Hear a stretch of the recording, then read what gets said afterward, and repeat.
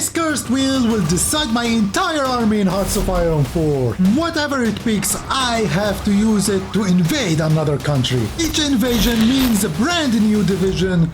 No repeat, no mercy. So there are 15 different divisions on the wheel. I spun it for the first time and we start off with the cavalry. So USA in 1936, I will start off with researched. I went with the basic stuff here, basic machine tools, construction tech, and electronic mechanical engineer for the research speed boost. Nothing crazy. And as the US, I have a ton of civilian factories, but most are locked behind consumer goods.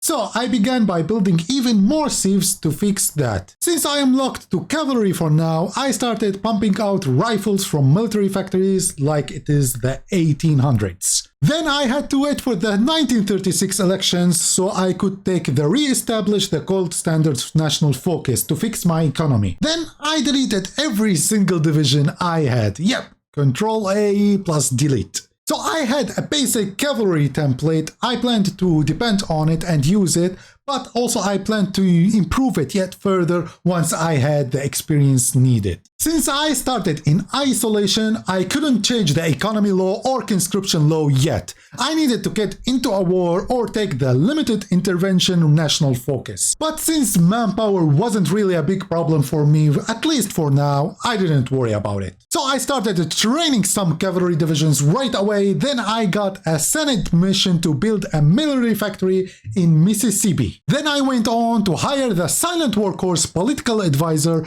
for faster political power gain. I chose dispersed industry to maintain efficiency since I'm going to change my divisions a lot, which means I needed to switch up my productions many times. Then I grabbed a military advisors for army experience gain and upgraded my template immediately to a 20-weight cavalry division with support artillery and engineers company. Not bad for a bunch of guys on horses, at least for now. 1936 elections rolled around and I let the Republicans win so I could re-establish the gold standard. After that, I picked a financial expert to reduce consumer goods factories and I hired an Air Force chief for air experience gain. Planes are still allowed after all. Next, I had to tackle the Great Depression. This thing was holding my economy hostage like a 5-speed truck in a drag race. It took 4 national focuses and about a year, but by October 1937, all those horrible debuffs were gone. Finally, I could focus on killing people efficiently. I went with the superior firepower doctrine since it synergizes well with support companies. And let's face it, I'll be changing divisions types constantly, so I needed to depend a lot on support companies. Then I noticed that Neutrality Act will lead me to more factories than limited intervention, so I took that instead. And I figured I'll just start a war to change the economy law anyway, so why not? Then I had my eyes on Mexico as my first target. So I ordered my cavalry to prepare for the invasion, and before I even finished justifying, Mexico nationalized their oil, giving me a war goal for free. So I guess I should thank Mexico for that, but in my own way. But before starting the war, however, I did a couple of adjustments to my cavalry division, as I added single companies and military police to boost up my soft attack a little bit. Then I declared war on Mexico, and since there is a river in the east side, I decided to push from the west while I make a couple of pin attacks in the east. I didn't encounter any problems pushing into Mexico. In fact, I was able to do a couple of encirclements and was able to kill a couple of divisions in the east. And to my surprise, I was also able to push from the east as my army was powerful enough to break through enemy lines. So I tried to do also some encirclements in the east to weaken Mexico even more. Then I saw a chance to do a big encirclements in Sonora. So I ordered my 5 cavalry division to move west to close the pocket. Then I ordered my remaining divisions to continue advancing south. And in 17th of December 1939, the casualties on the Mexican side were more than 200,000, while mine was only a mere 17,000. Once I took Mexico City, the rest fell apart fast. I changed my economy law, and then finished the war and took all their land. So one more down and time to spin the cursed wheel again. And the next division I had to use was armored cars. My disappointment is immeasurable and my day is ruined because I haven't used this before. But nevertheless, I started researching armored cars and their next level afterwards. I started military factories to bump them out, and I also started building trucks because I want to add motorized to the armored car division so they can have some org.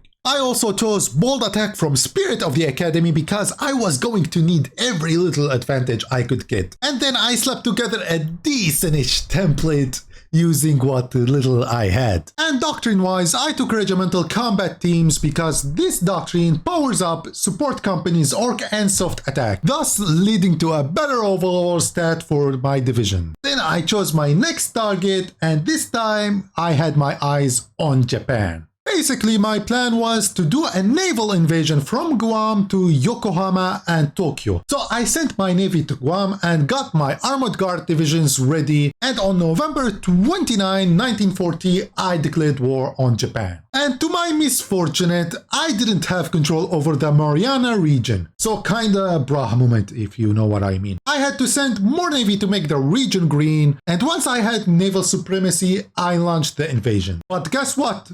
Japan was ready for me.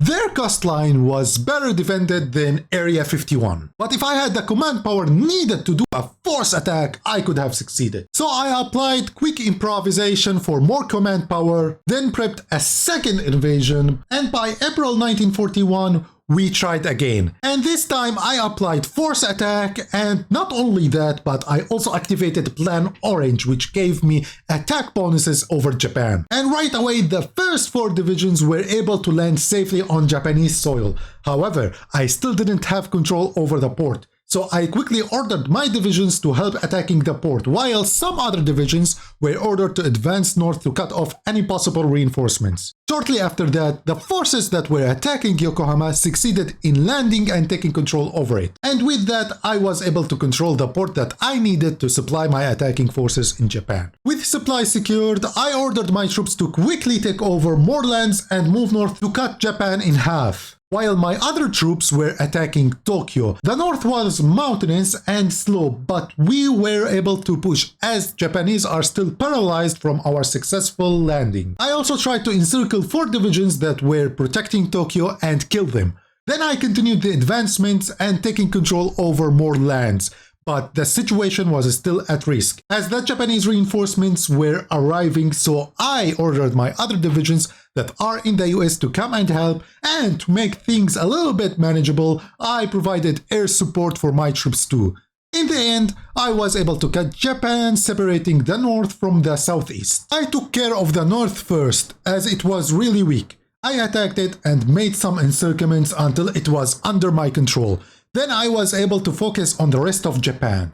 With careful movements of my divisions and the help of our air force, I was able to isolate a big number of Japanese divisions and destroy them.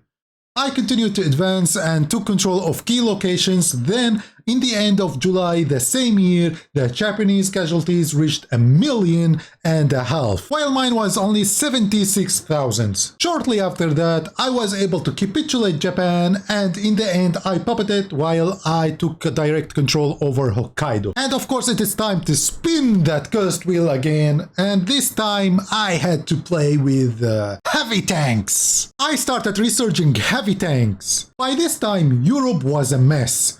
While the Allies were looking really strong, they were at war with the Soviets and Germany at the same time. So war in Europe wasn't going to finish soon. So I went for the Hemisphere Defense National Focus to make my own faction. Then several South American nations joined me. I started mass producing heavy tanks and prepared for war against China. I built supply hubs and airports so our air force can support us in battle. I used the Spirit of the Army Relief of Command to get more experience, then designed my division. By April 1944, I declared war on China. So the push was rough because there was a river that needs to be crossed. So I had to attack aggressively so I can cross it. We were doing some good damage on one tile in the east because it was a plain tile. which my heavy tank excels at. But my other tanks on the west weren't doing as good, as I wasn't attacking that kind of tile. I was hoping that with good air support I can somehow manage to cross that river. So I kept pushing until I somehow was able to cross that river, so I started right away to isolate some Chinese divisions to kill them. I pushed to capture supply hubs, starve their army, and did a huge encirclement. I destroyed over 50 Chinese divisions. And that was a huge hit. Although it took me quite a while due to how big China it is, but I continued to follow the same tactic until the Chinese have finally collapsed with their casualties exceeding 7 million, while mine was only 180,000. After capitulating China, I realized that the unthinkable happened. Poland, a nation that is thousands of miles away from China, joined their faction. Like, what? Why? Anyway, I had to spin the wheel again, and this time I got motorized division. I updated my template, started training more motorized divisions, and justified on the Soviets because yes, they are going to be my next target. I noticed that Germany and the USSR were fighting Poland, so I figured that Poland's days are numbered. But I was shocked at Poland's capabilities as they were pushing the Germans really hard. So I asked a military access from the Soviets so I can make a front line from south of Poland so I can kill it. Once my troops arrived, I launched a southern offensive, encircling some of their divisions to weaken them further. I kept targeting key cities that had supply hubs to starve the Polish and diminish the capabilities of the remaining forces in the area. With their decreasing number on the field, they started crumbling from the south. And on the 23rd of March 1946, their casualties were more than 1.5 million. I then battle planned my way through all of Poland since there was a little resistance. After less than a month, the Polish were capitulated and the war was finally over. And although I was the biggest contributor in the war, I wasn't able to do much. So I puppeted China and left the rest. And the next spin of the wheel showed that it is rocket artillery time. I changed my divisions, recruited more, and declared war on the Soviet in March 1947. And of course, I brought in my Japanese and Chinese puppets to the war. Supply was key in this war. So I battle planned the front and stopped when needed to build supply hubs, then resumed the push. With air support and our intel advantage over the Soviet, I was able to push west. And after 2 years, the casualties of the Asian faction hit almost 10 millions, while ours were more than 1.5 million. And to my surprise, Denmark joined our faction, but it still didn't join the war. So I built a couple of airports on their lands in case I want to involve them in the war later. By September 1950, we were able to capitulate the Soviets. Our casualties at this point were more than 5 million, while the Asian faction had more than 20 million casualties. And the next spin of the wheel was the reason I called this wheel a cursed wheel, because it landed on anti-air divisions. And this was the worst one yet. So I rushed anti-air production, made a garbage division, and relied on my cast to carry me. Things began to be a bit easier for me, however, as I saw Turkey running really low on manpower. Also, fortunately for me, I was destroying a lot of their air as my fighters were a lot better than theirs, and with that, my cast was continuously supporting my divisions. By late 1951, I had enough anti-air. So I started pushing north to get the supply hub at Leningrad. My attacks were successful, but once I reached near the city, my troops began attritioning, and because my divisions were really trash, I couldn't advance any further. So I tried to push from the west, and although my forces were able to give a not bad soft attack, they still couldn't push as the enemy forces at the area were just too many. So I attempted to do small encirclements near Leningrad to destroy as many enemy divisions as possible, and I was successfully able to do that. Then, out of nowhere, Denmark declared war on Norway, which is part of the German faction. And suddenly, Germany had to deal with a new front in the north. So I quickly called in all of my allies in the faction to help out with the ongoing war. I deployed my air force near Denmark to help Danish troops push south, and I quickly sent another division to aid the northern offensive because Germany was weak there. Once my troops arrived, I did the battle plan and we were pushing really well. I also kept attacking from the east as a diversion so the enemy don't send any reinforcements to Germany. And in December 1952, we were able to capitulate Germany. They had lost 24 million men while we lost only 9 million. And the next division in line was medium tank. I started quickly to make the tank and dumped over 100 military factories into producing them. Because once I changed my division template, I had a deficit of over 100,000 tanks. It took me some time to realize it, but eventually I did get rid of all my divisions just to get rid of this deficit. And I was able to do that because I could depend on my allies to protect the front lines while I prepare my tanks for another push. Nevertheless, my allies were more than capable to push in Europe alone, as they were aggressively attacking Poland and they were slowly advancing. And in June 1953, I did a push on Latvia and Estonia with my tanks. It didn't take too long as I was able to quickly capitulate Estonia. And then... oh, come on, paratroopers. Oh my god. So I started researching them. And while I was doing this, I noticed that Brazilian forces, and with the support of our other allies, they were able to capitulate Sweden. At this point, our enemies have suffered about 27 million losses while we suffered about 12 million.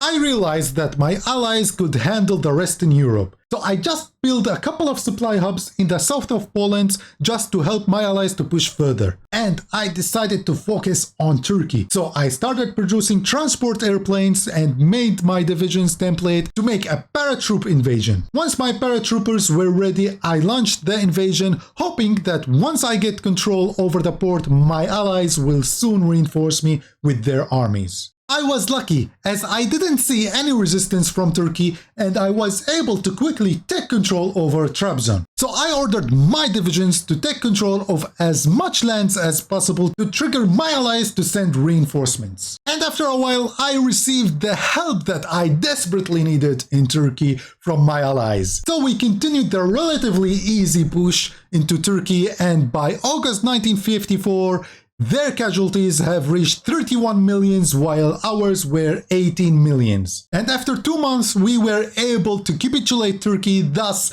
bringing this war to an end. And with that we dominated the Americas, Asia and Europe.